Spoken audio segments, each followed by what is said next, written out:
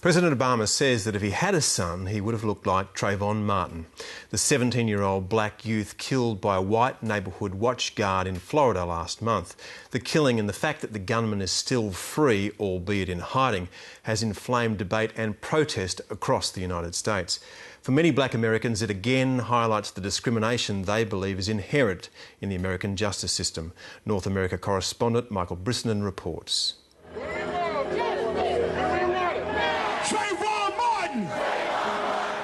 It may have seemed at first to be just another death in a nation where gun-related crime is common, but the killing of 17-year-old Trayvon Martin has ignited debate and anger across the country like few others.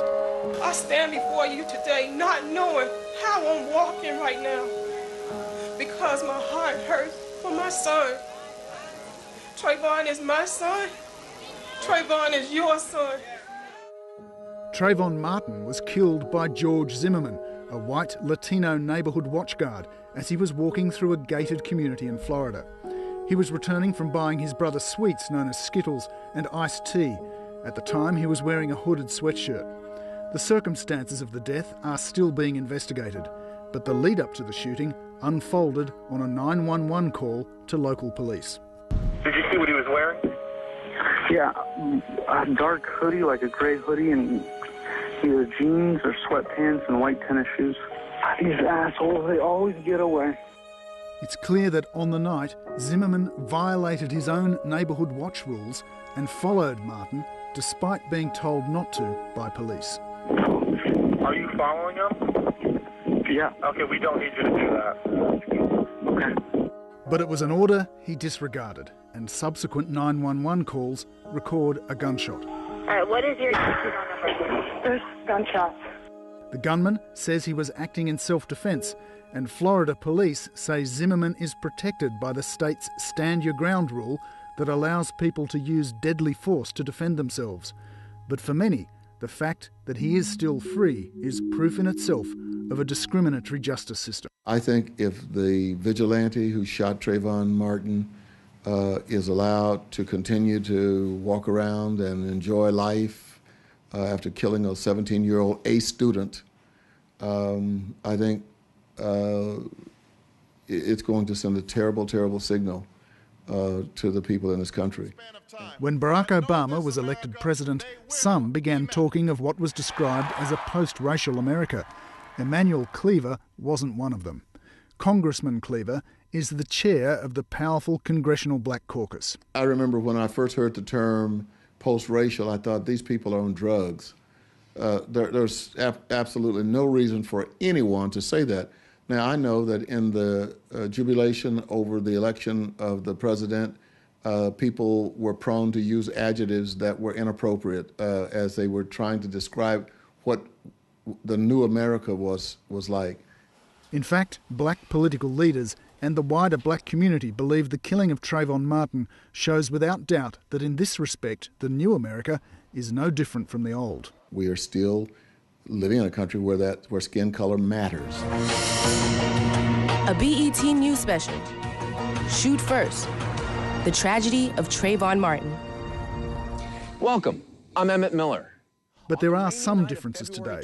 Social media has allowed protests to coalesce across the nation quickly, and the so-called black media has also reacted fast to the community's thirst for answers.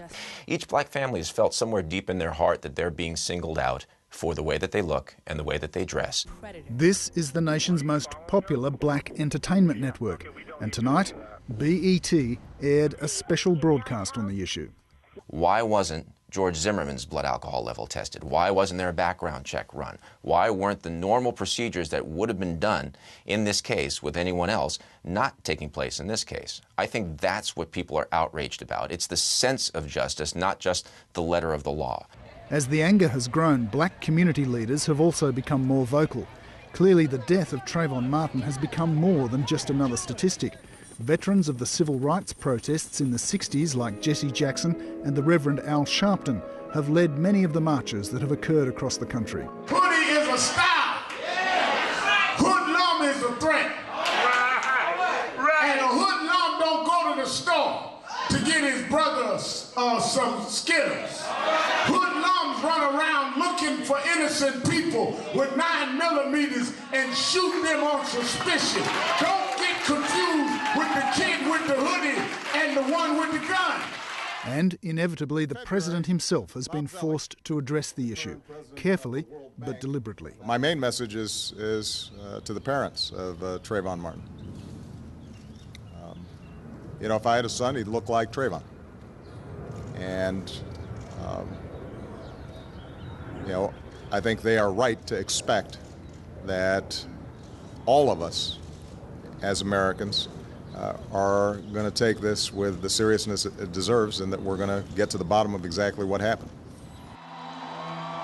Race was always going to have a special resonance during the Obama presidency, but the issue has also presented this president with unique challenges. America may have its first black president, but the national discussion on race hasn't got any easier, and the injustices, perceived and real, are still part of the American experience. The killing of Trayvon Martin has underlined for many how resilient attitudes to race here still are. It's time for us as black men to take justice in our own hands. Even the Black Panthers are back on the scene, offering a $10,000 bounty and calling for 10,000 men to capture George Zimmerman. But like the family of Trayvon Martin, most black Americans just want the system to deliver judicial equity. We consider ourselves strong black parents, and we take pride in our kids. And it tears me apart to sit here and listen to the slander that they're giving to my son, and listen to not arresting the murder of my son. The pain of a grieving family has now become a national test of race and justice. Michael Brissenden with that report.